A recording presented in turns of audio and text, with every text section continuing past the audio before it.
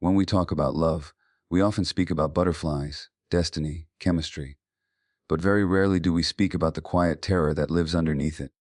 Very rarely do we ask why something that is meant to make us feel whole so often leaves us feeling erased. If you have ever fallen in love and slowly felt yourself disappear, this is not because you love too much. It is not because you are weak. And it is certainly not because you are broken. It is because love does not begin in adulthood. Love begins in the nervous system of a child. And if that child learned that love required shrinking, performing pleasing, or abandoning their own truth, then adulthood will simply become a stage where that old survival strategy plays out again and again. So today, we are not going to shame the pattern. We are going to understand it. Because once you understand why love makes you lose yourself, you no longer have to keep paying that price. When you say you are in love, what you often mean is that you feel attached. And attachment for the human nervous system is not a luxury. It is survival. A child cannot survive without attachment. The brain of a child is wired to maintain connection at any cost.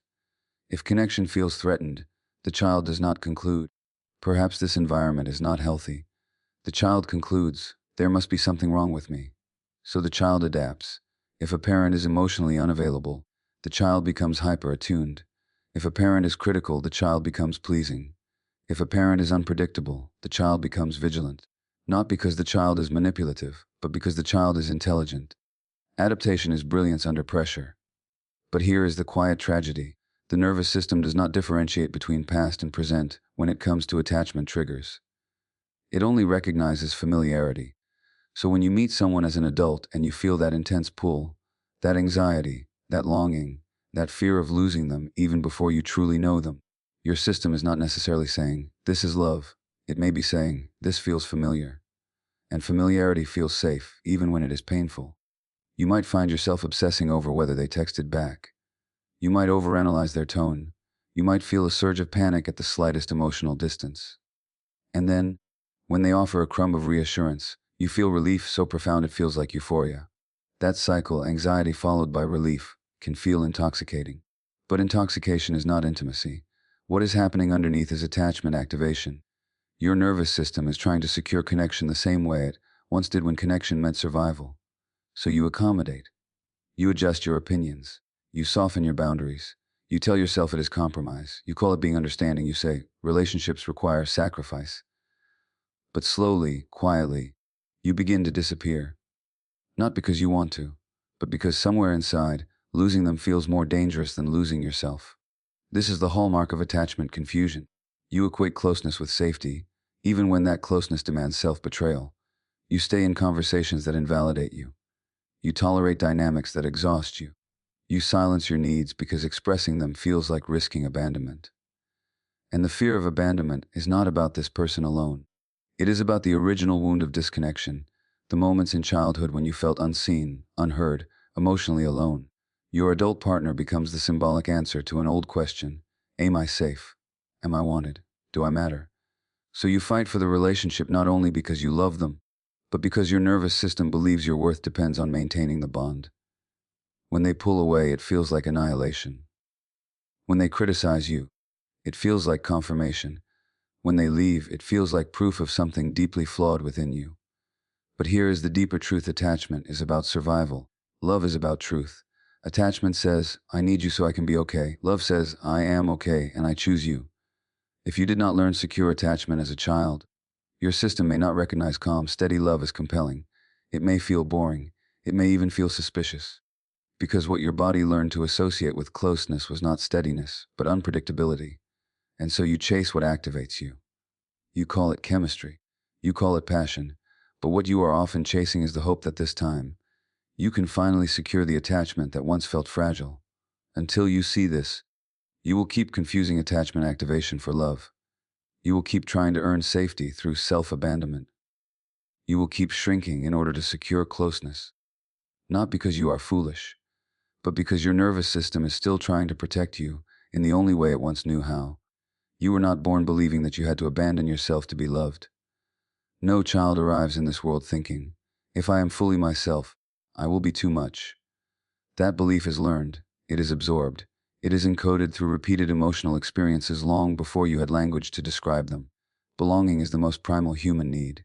Before self-esteem, before success, before achievement, there is belonging. For a child, belonging is not social preference. It is biological necessity. If the attachment figure withdraws love, approval, or attention, the child experiences it as a threat to survival. And so the child makes a calculation, not consciously but neurologically. What do I need to become in order to stay connected? If your sadness was met with discomfort, you learn to smile. If your anger was punished, you learn to suppress it. If your needs overwhelmed a stressed parent, you learn to minimize them. If your authenticity disrupted family harmony, you learn to perform. This is not weakness, this is adaptation. The developing brain prioritizes attachment over authenticity every single time. Losing yourself is a small price to pay compared to losing connection. Over time, these adaptations harden into identity. You no longer feel like you are performing, you believe this is who you are. The accommodating one, the strong one, the easygoing one, the caretaker, the one who doesn't need much. But beneath that identity is a quiet split. There is the self that is expressed, the acceptable self, and there is the self that is exiled, the inconvenient, emotional, needy, angry, vulnerable self. When love enters your adult life, that old split reactivates. You meet someone. You feel hope, you feel possibility. And almost immediately your system begins scanning. What version of me will keep this person close? You adjust your tone. You soften your opinions. You downplay your achievements if they seem intimidated. You pretend certain behaviors don't bother you. You laugh at jokes that sting. You tell yourself you are being mature, flexible, understanding. But what you are often doing is negotiating your belonging. The tragedy is that this negotiation happens so quickly and so subtly that you barely notice the cost. It feels normal. It feels familiar. It even feels loving, you might say. Relationships require compromise, and they do. But compromise is mutual. Self-abandonment is one-sided. Self-abandonment happens when you override your inner signals repeatedly in order to maintain closeness. Your body tightens when something feels wrong, but you ignore it. Your intuition whispers, but you silence it. Your boundaries flare up, but you smooth them over. Because somewhere deep inside, an old fear speaks. If I am fully myself, I will not be chosen. So you choose them over you. At first it feels noble. You feel generous. You feel devoted. You might even pride yourself on how much you can tolerate, how deeply you can love, how far you can bend. But bending without limit leads to distortion. You start to feel resentment, though you don't always admit it. You feel unseen, though you rarely say so. You feel exhausted, though you tell yourself it's just part of love. And slowly, you begin to lose contact with your own desires. If someone were to ask you, "What do you want?" you might hesitate.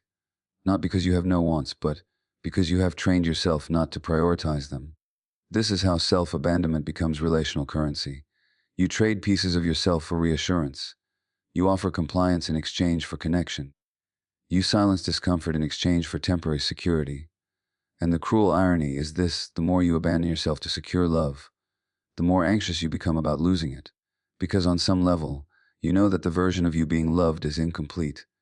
There is always the fear that if they see the whole you, your anger, your needs, your limits, your truth, they might withdraw. So you work harder, you become more accommodating, more selfless. But love that requires you to disappear is not love. It is attachment conditioned by fear. The child who learned that belonging required shrinking did not do anything wrong. They survived the only way they could. The problem is not the adaptation. The problem is that the adaptation is still running the show. Until you gently question the belief that your authenticity threatens connection, you will continue to equate love with self-erasure. You will continue to mistake approval for intimacy. You will continue to feel safest when you are least visible. And every time love appears, instead of asking, "Can I be myself here?" you will unconsciously ask, "Who do I need to become to stay?" The nervous system does not fall in love. It recognizes patterns.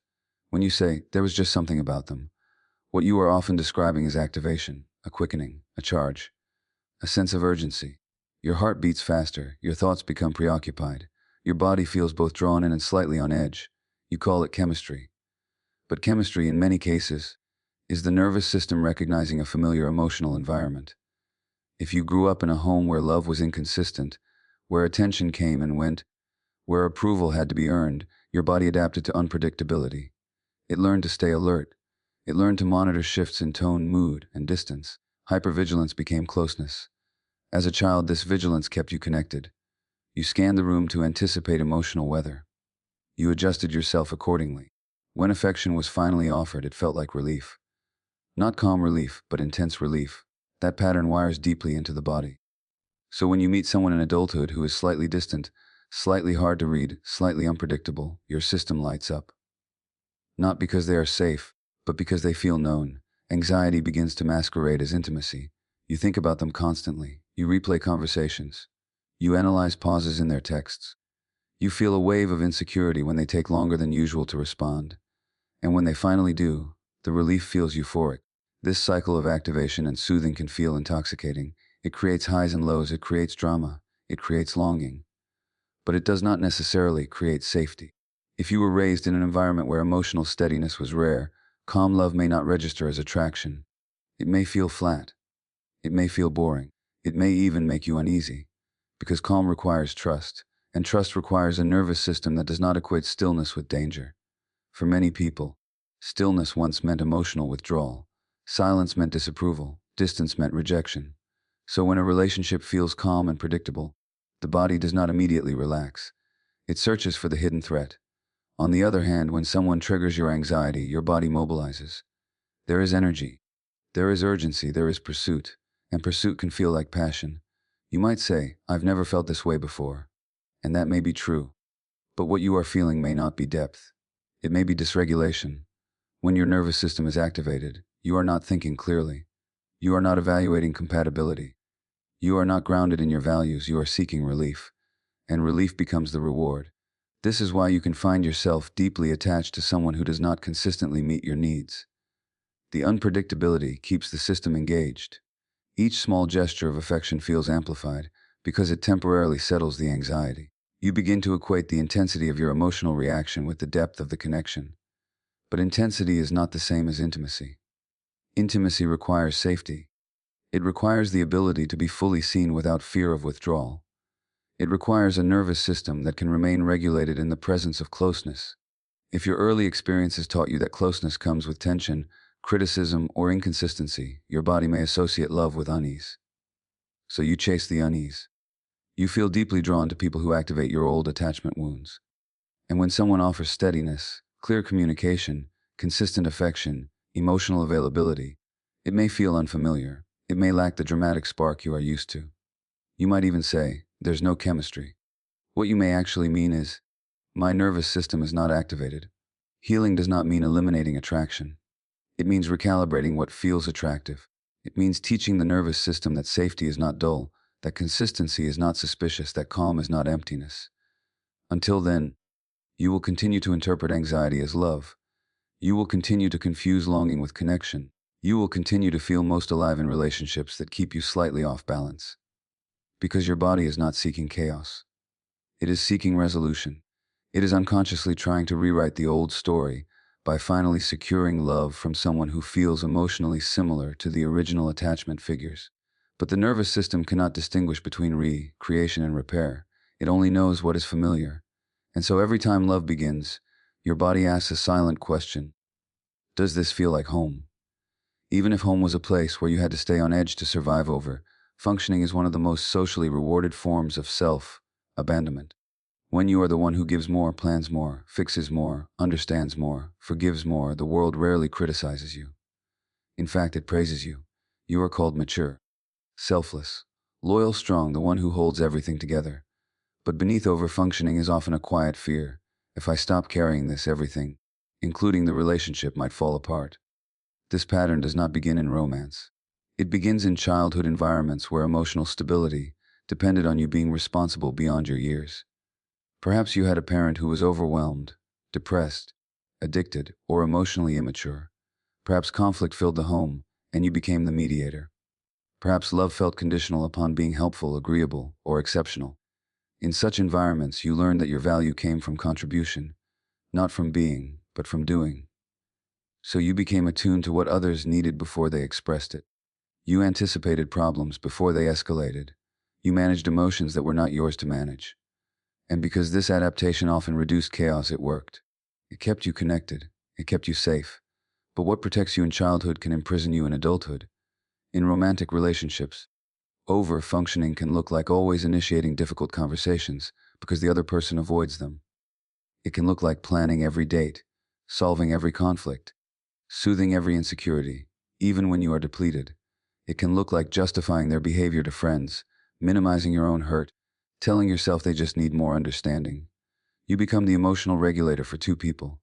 And on the surface, it feels empowering. You feel capable. You feel needed. You may even feel superior in your ability to handle discomfort. But underneath, there is anxiety. Because if you stop managing, if you stop giving, if you stop compensating for their lack, what happens then? Overfunctioning is often driven by a deep belief that love must be earned continuously. That if you are not useful, you are replaceable. That your worth in the relationship depends on how indispensable you are. So you try to become indispensable. You tolerate emotional unavailability by being more available. You tolerate inconsistency by being more consistent. You tolerate immaturity by being more mature. And the more you give, the more attached you become.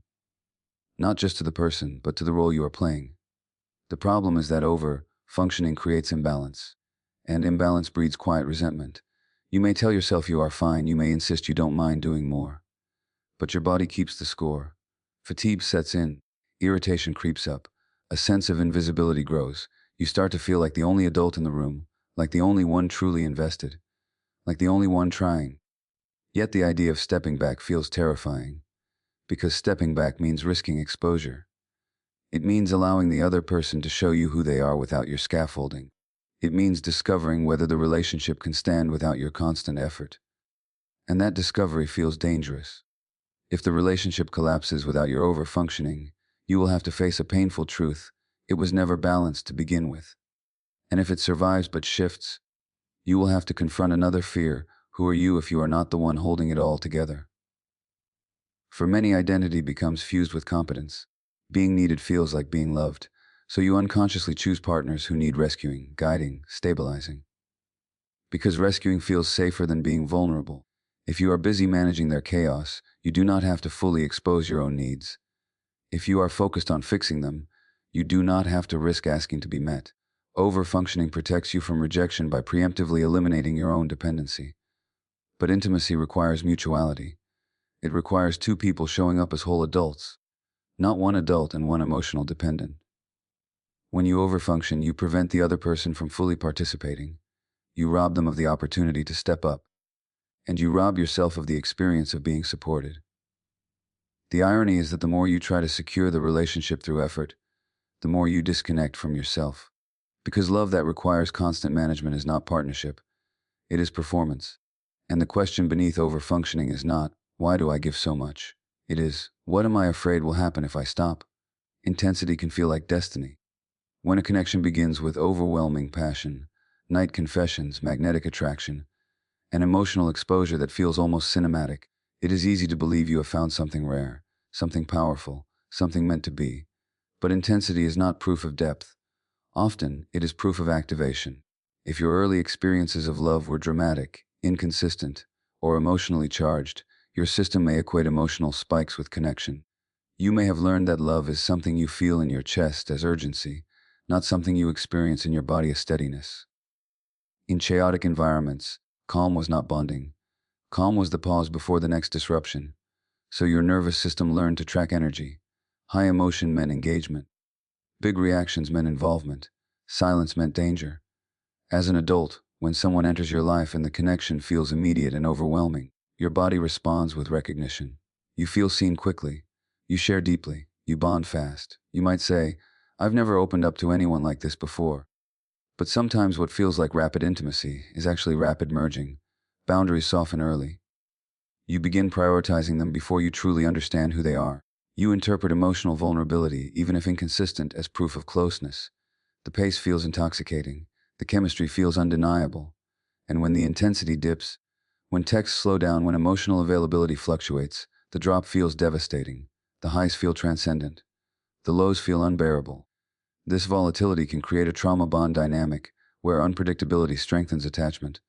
Each reunion after distance feels euphoric. Each affectionate gesture after withdrawal feels amplified. You begin to crave the highs so deeply that you tolerate the lows as part of the package. You might tell yourself, every great love is complicated, or passion is never calm. But what if the complication is not depth but dysregulation? True intimacy grows slowly. It requires time, consistency, and safety. It unfolds as two people reveal themselves, gradually testing reliability, building trust, negotiating boundaries. Intensity bypasses that process. It gives you the feeling of closeness without the foundation of it. And if you learned early in life that connection could be lost at any moment, intensity feels reassuring. It feels like proof that the bond is strong. The louder the emotions, the more secure you imagine the attachment to be. But loud emotion does not equal secure attachment. Sometimes it signals two nervous systems activating each other's unresolved wounds. You may notice that the relationships that feel the most magnetic are also the ones that leave you the most destabilized. You might swing between idealizing the person and feeling deeply hurt by them. You might experience jealousy, fear of abandonment, or obsessive thinking far more strongly than in calmer connections. And yet, when you encounter someone emotionally steady, available, and consistent, something feels missing. You might say, there's no spark. But perhaps what is missing is the chaos your body has come to associate with love. Intensity stimulates dopamine. It creates novelty and unpredictability. The brain becomes hooked on the cycle of reward and uncertainty. In contrast, stable connection activates safety pathways. It feels grounding rather than electrifying. If your system equates grounding with boredom, you will gravitate toward what destabilizes you. You may confuse adrenaline for attraction. This does not mean you should seek lifeless relationships. It means you must learn to differentiate between excitement that arises from genuine compatibility and excitement that arises from emotional threat. One expands you. The other contracts you. One allows you to remain yourself. The other compels you to prove yourself. Intensity often pressures you to move faster than your discernment. You commit before clarity. You attach before evaluation. You give before reciprocity is established. And when cracks appear, you cling tighter. Because letting go feels like losing something extraordinary. But extraordinary feelings do not always come from extraordinary compatibility. Sometimes they come from extraordinary familiarity with unresolved pain. Until you understand this, you will continue to mistake emotional fireworks for soul-level connection. You will continue to chase relationships that feel overwhelming, believing that depth must feel dramatic. And every time the intensity fades, as all intensity eventually does, you may interpret it as love dying, rather than recognizing that true intimacy begins where intensity settles into safety. If I am fully myself, they will leave. This belief rarely speaks loudly. It hums quietly beneath your behavior. It shapes your tone, your timing, your honesty. It decides which parts of you are safe to show and which must remain hidden. As a child, authenticity is natural. You cry when you are sad. You protest when you are angry. You demand attention when you need it. There is no performance. There is no strategy. But if those authentic expressions were met with withdrawal, criticism, shame, or overwhelm, something shifts. If your tears were dismissed as dramatic, you learn to suppress sadness. If your anger was punished, you learn to swallow it. If your excitement was mocked, you tone it down. If your needs burdened a caregiver, you shrink them. The lesson is not taught through lectures. It is taught through repeated emotional experiences. The child internalizes a simple equation. When I am fully myself, connection is threatened. And because connection is survival, authenticity becomes negotiable. You begin to curate yourself. You present the agreeable parts, the useful parts, the impressive parts, the low-maintenance parts, the parts that are easy to love. You exile the rest. By the time you enter adult relationships, this curation feels automatic. You may not even recognize it as fear. It feels like being considerate. It feels like being adaptable. It feels like protecting the relationship. But look closely. Do you hesitate before expressing disappointment? Do you soften your boundaries to avoid conflict? Do you over-explain your feelings so they won't be misinterpreted? Do you rehearse texts in your mind to make sure they sound calm enough, kind enough, non-threatening enough? This is not overthinking. This is self-protection. Because somewhere inside there is a younger part of you that believes honesty leads to abandonment. So you trade transparency for proximity. You tell yourself, this isn't a big deal, even when it hurts. You convince yourself that asking for more will make you seem needy. You stay silent when something crosses a line because confrontation feels riskier than resentment. And in doing so, you slowly disappear. Not in dramatic ways, but in subtle compromises. You laugh when you want to challenge. You agree when you want to question. You accept when you want to refuse. The fear is not simply that they will disagree. The fear is that disagreement will equal disconnection. For someone with secure attachment, conflict is uncomfortable but not catastrophic. For someone whose early experiences linked authenticity with loss, conflict feels existential. Your nervous system reacts as though the bond itself is in danger. So you manage perception. You present the most digestible version of yourself. You avoid being too emotional, too intense, too demanding, and ironically, the more you hide, the more anxious you become. Because on some level, you know that the love you are receiving is not fully informed. They are loving a filtered version of you, and that creates a subtle insecurity. If they saw all of me, would they still choose me? This is the quiet tragedy of self-silencing. You are loved, but you do not feel secure, because the parts of you that most fear rejection are the very parts you keep hidden. Authenticity requires vulnerability. It requires tolerating the possibility that someone may not like, agree with, or accommodate your full expression. But if your early life taught you that love is conditional, vulnerability feels reckless. You might even be drawn to partners who reinforce this fear, people who subtly reward compliance and withdraw when challenged. The pattern confirms your belief, see, it's safer not to push, and so you adapt again, yet the cost accumulates. Resentment builds quietly. Emotional exhaustion deepens. You feel unseen, though you rarely allow yourself to be seen. The paradox is this: the very strategy you use to prevent abandonment often creates emotional distance. When you cannot express your full truth, intimacy remains shallow. You may stay physically close, but emotionally, there is space. Healing this pattern is not about suddenly becoming confrontational. It is about gently challenging the belief that your authenticity is inherently threatening. It is about noticing when you minimize yourself. It is about asking, what am I afraid would happen if I said what I really feel? Because love that requires constant self-editing is not secure love. It is conditional attachment reenacting an old wound. And until you risk being fully visible, you will continue to confuse being accepted for who you pretend to be with being loved for who you are. There is a particular kind of identity that forms when a child learns that being needed is the safest way to belong. If you grew up in an environment where your role was to support, to soothe, to anticipate, to help, you may have developed a deep sensitivity to other people's pain. You learn to read subtle emotional cues. You learn to step in before being asked.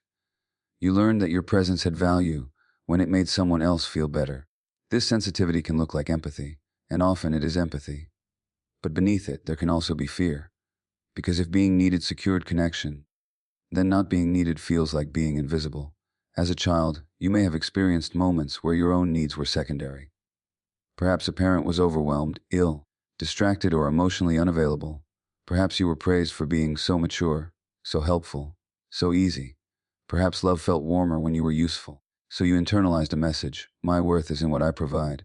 Over time, that message becomes identity. You become the fixer, the listener, the rescuer, the reliable one. You pride yourself on how much you can carry. You measure your value by how indispensable you are. In adult romantic relationships, this identity can feel deeply compelling. You are drawn to people who are struggling, confused, wounded, or emotionally inconsistent. Not consciously, but because they activate your sense of purpose. When someone needs you, you feel anchored. When someone depends on you, you feel chosen. But what happens when you are with someone stable, self-sufficient, emotionally regulated? You may feel unnecessary, and unnecessary can feel unsafe. If your sense of identity is built around being needed, mutual interdependence can feel unfamiliar. A partner who does not require rescuing may not trigger your caregiving reflex. And without that reflex, you may feel uncertain about your place. So you unconsciously gravitate toward dynamics where your role is clear. They struggle, you support. They withdraw, you pursue. They falter, you stabilize. You tell yourself you are being loving. And in many ways you are. But you may also be reinforcing a belief that love is something you earn through effort. Being needed can become intoxicating. It gives you control. It gives you significance. It protects you from confronting your own vulnerability. If you are focused on solving their problems, you do not have to fully reveal your own. And there is another layer. If someone relies on you heavily, it feels less likely that they will leave. Dependency can feel like security, but love rooted in dependency is fragile. Because if the other person grows, heals, or becomes more independent, you may feel destabilized. You may unconsciously create new problems to solve. You may feel anxious when they no longer seek your guidance in the same way. This is not manipulation. It is identity preservation. If your nervous system equates usefulness with worth, then simply being, without over-giving, can feel empty. You might struggle to receive. Compliments make you uncomfortable. Support feels awkward. When someone offers to help you, you may instinctively say, "I'm fine," because receiving requires vulnerability, and vulnerability was not what earned you love before. So you continue to give. You give advice, you give reassurance, you give time, you give energy. Sometimes you even give solutions that were never requested, and slowly a subtle imbalance forms. You may begin to feel drained, unappreciated, taken for granted. But instead of stepping back, you often give more, hoping that increased effort will restore the closeness. Yet the more you give from a place of fear, the less connected you may feel, because deep down you long to be loved not for what you do, but for who you are. And that is the hardest shift of all, to allow yourself to be valued without proving your value, to allow someone to stay without making yourself indispensable, to allow connection to exist without constant contribution. If being needed has been your primary strategy for belonging, then love that does not require rescuing may feel confusing. You might even mistake calm equality for lack of passion. But intimacy is not built on one person holding the other up. It is built on two people standing side by side. Until you separate your identity from your usefulness, you may continue to lose yourself in the role of caregiver, believing that love must always be something you work for rather than something you are worthy of simply by being. What feels like bad luck in love is often repetition. You may tell yourself that you just keep meeting the wrong people, that you attract emotionally unavailable partners, that somehow, despite your best intentions, you end up in the same dynamic wearing a different face. But the nervous system is not random. It moves toward what is familiar. If your earliest relationships were marked by inconsistency, criticism, emotional distance, or unpredictability, your body adapted to those conditions. It learned the rules of that emotional environment. It learned how to survive there. And survival strategies have a powerful gravitational pull. As an adult, when you meet someone who subtly mirrors the emotional tone of your early caregivers, perhaps distant, hard to read, occasionally warm but not reliably so, something inside you activates. It feels significant, it feels charged, it feels important, not because it is healthy, but because it feels unfinished. The psyche carries unresolved experiences like open loops. There is a quiet drive to complete what once felt incomplete, to finally earn the love that felt out of reach, to finally feel chosen by someone who resembles the original source of longing.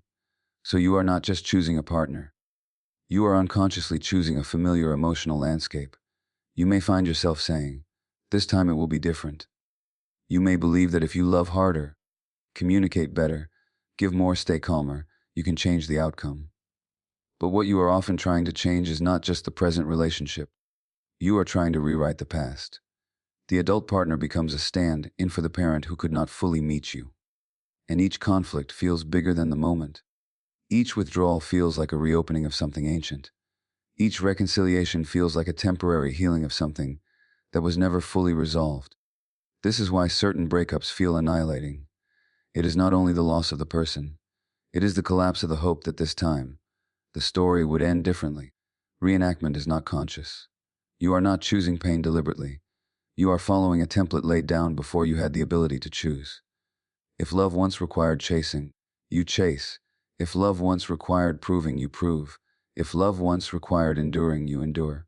And when you meet someone who does not fit the template, someone available, steady, emotionally present, you may feel disoriented. There is no familiar tension to navigate, no old script to follow. Part of you may feel relieved. Another part may feel strangely disconnected, because healing does not just mean leaving painful dynamics. It means grieving the fantasy that you can repair your childhood by recreating it. The child inside you may still believe that if you can finally win over someone emotionally similar to the original attachment figure, you will feel whole. But wholeness does not come from repetition. It comes from recognition. Recognition that what you are reliving is not fate, it is memory. Recognition that the intensity you feel is not proof of destiny. It is activation of an old wound. Recognition that you do not have to keep auditioning for love. When you begin to see the pattern, shame may arise. You might ask yourself, why do I keep doing this? But shame only reinforces the old belief that something is wrong with you. The more compassionate question is, what is this pattern protecting? Often it is protecting the hope that you can finally resolve what once felt unresolved. But healing requires a different courage. The courage to choose unfamiliar stability over familiar chaos. The courage to tolerate relationships that feel calm, even if calm once felt foreign. The courage to let go of the fantasy that someone else can repair what was broken long before they arrived. You are not doomed to repeat your childhood, but until you become conscious of how deeply it shaped your template for love, you may continue to recreate it in the hope that this time, the ending will change. And every time you lose yourself in love, it may not be because you are incapable of holding on to who you are. It may be because you are still trying to return to a beginning that was never fully healed.